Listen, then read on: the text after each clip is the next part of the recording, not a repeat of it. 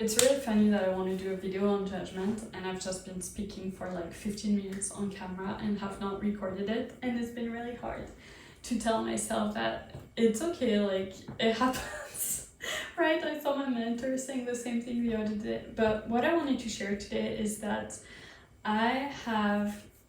recently I was lucky enough to listen to a podcast from Peter Crone on one of my walk, and he introduced me to the concept that nothing we do is wrong or insufficient.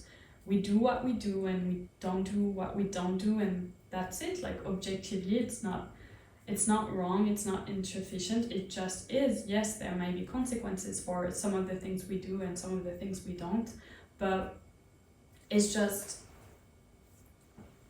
is. And I remember I was listening because he introduces this concept while coaching a man who is basically explaining how he's been his harshest critic for his entire life, and he's been judging himself all the time, and how like he's, as Peter Crone describes it, he's been living in his personal hell for forever, for how many years, number of years he is. I think he was 50 years old.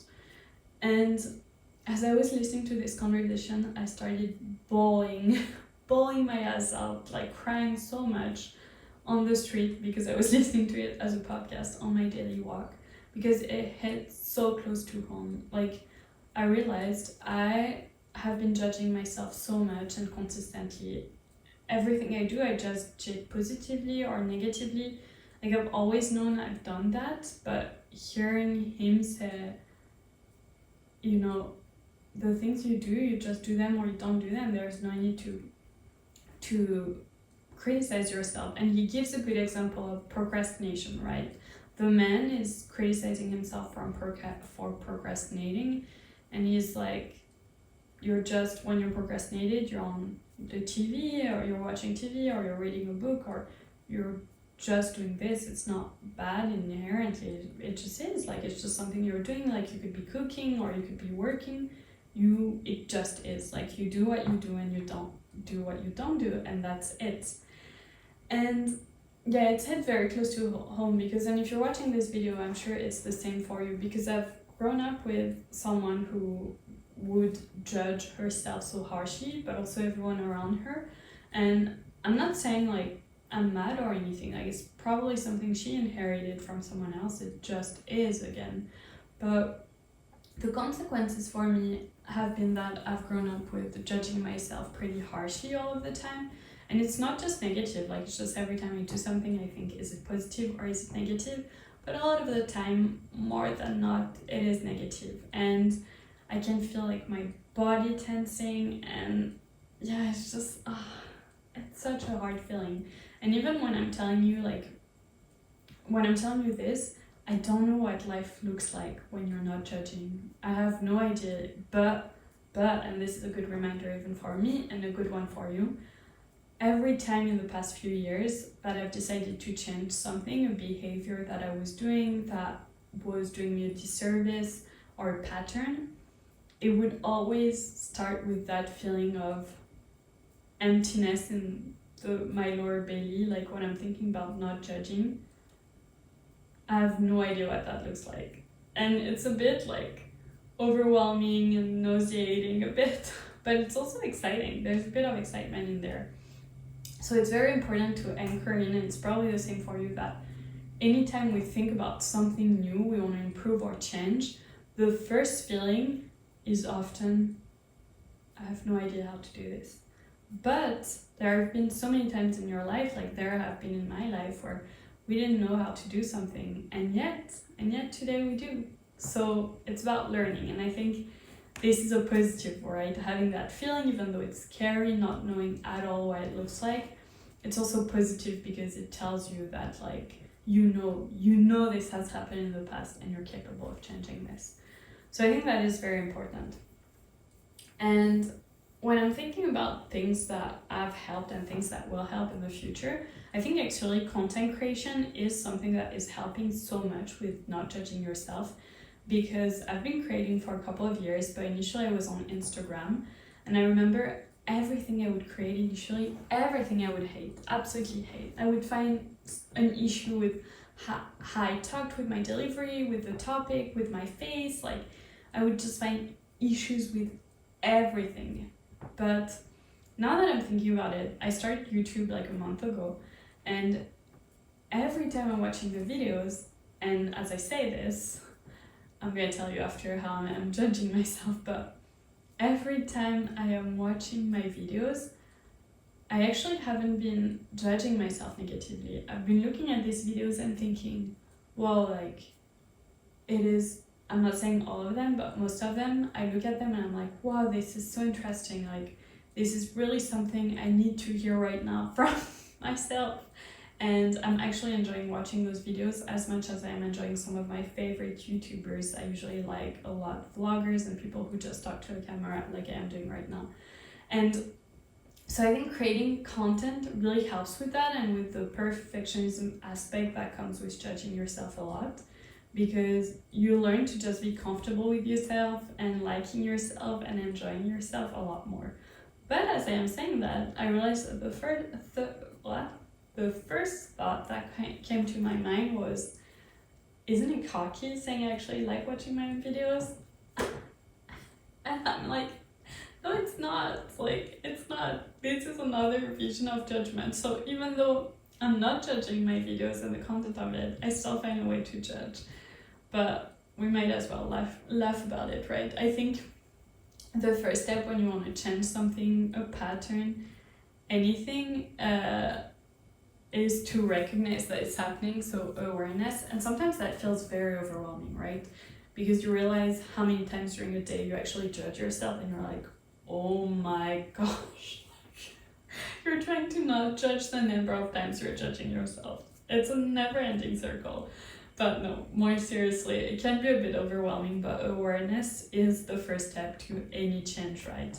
And then acceptance and surrendering, and accepting like that this is how you are right now, even though it's hard. And honestly, for me, it's hard because I do it with myself, but I also do it with others, right? Especially when I'm tired, a bit more on edge, like I will be like, you shouldn't do it this way, you shouldn't do that this way, which if you think back to Peter Kron and his advice and his teachings, is that you do what you do and you don't do what you don't do. And so it's not wrong, it's not insufficient. And so someone might do something differently than you would do it. Does that mean they're wrong? Absolutely not. So I think it's hard judging myself, but it's even harder when I realize I do that with other people, especially because this is what I experienced when I was younger. And I realized it is pretty normal to repeat patterns that you've witnessed when you grew up, but it's also usually the same patterns you want to get rid of. So it's hard not to judge yourself, because you're like, I suffered through this and I am making someone else suffer through that as well. If that makes sense. That person might not suffer as much, but still, like, in my head, that's what it feels like.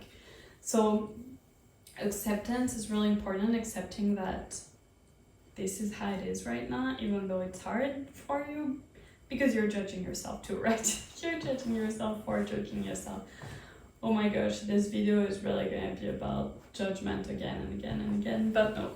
Going back to the topic. So awareness, and then acceptance, accepting and loving yourself through it, even though it's difficult, and then deciding to change. And how can you change? I was telling you one way can be to, content creation, as I feel, has helped me be less judgy with myself.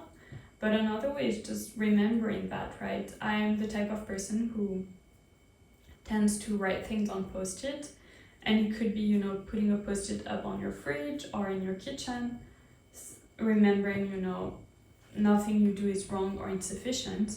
And that way, the next time you're in the kitchen with your partner, let's say, that would be my case, and you're tired and they do something that you would not have done this way, you see the Post-it, like if it's a pink Post-it over white furniture or black furniture, you will see it. And that will be a visual cue that, you should not, you should not judge. So there's for me, like this is a way to do it, but I think the way that works the best is the way that you actually figure out for yourself. Once you become aware, once you accept, like ask yourself, what can I do to stop judging myself? And then see what answers come up. It might seem like something super weird. It might seem like something super simple, but it's a way to get started, right? You can do that journaling, you can do that talking with someone else, you can do that talking to a video. If I were to do that myself, which is a bit weirder when you're talking on video, but let's do it, like, what can I do to judge myself less and to judge others less? I think taking a deep breath, but I think the post-it thing I was telling you about I will do, because I know having visual cues for me really anchors me in the present and really reminds me. I do have to change them once in a while. There was another technique as well, which is like telling yourself some very weird sentence or phrase, because that will snap you out of it right away. So that can be another thing you can do. I don't know, like blue cat. I don't know if that's a sentence, and just when you feel like you're going down, switching this a little bit.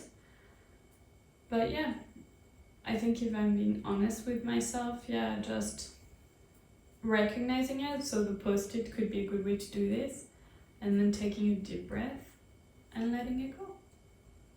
And letting it go. I think, and maybe it seems too simple for you, but I think for me it just builds up on other things I've done in the past. So it feels in my body, like saying this just feels very anchored and very peaceful, and so feels really right. I think learning to figure out what feels right for you and how to move forward with this. And I think the latest is just remembering you're doing your best. Like, this is typically the theory. You do what you do, you don't do what you don't do, and nothing you do can be insufficient or wrong. It just is. So remembering that you're human and you're experiencing life for the first time, and so you're doing your best, is probably what will be the most helpful. At least that's what I know, that's what I'll do. But I hope this video was useful. If you're new here, I'm Lucille. I'm a 34-year-old who's experienced burnout, depression, and multiple sclerosis, and who's decided to build her dream life and make it much more better. What a euphemism. I think euphemism is the word. But to just live my best life and not judging myself is a big part of it. Being nicer to myself, caring for myself more, and not making life too hard on myself is a huge part of it. So if you found this video useful, please subscribe, leave me a comment letting me know what you liked about it, what you'd like to see more on this channel, if you had any questions, or if there is anything you actually felt connected with you. I would love to know, and I will see you tomorrow because I post every day on this channel. See you soon, bye!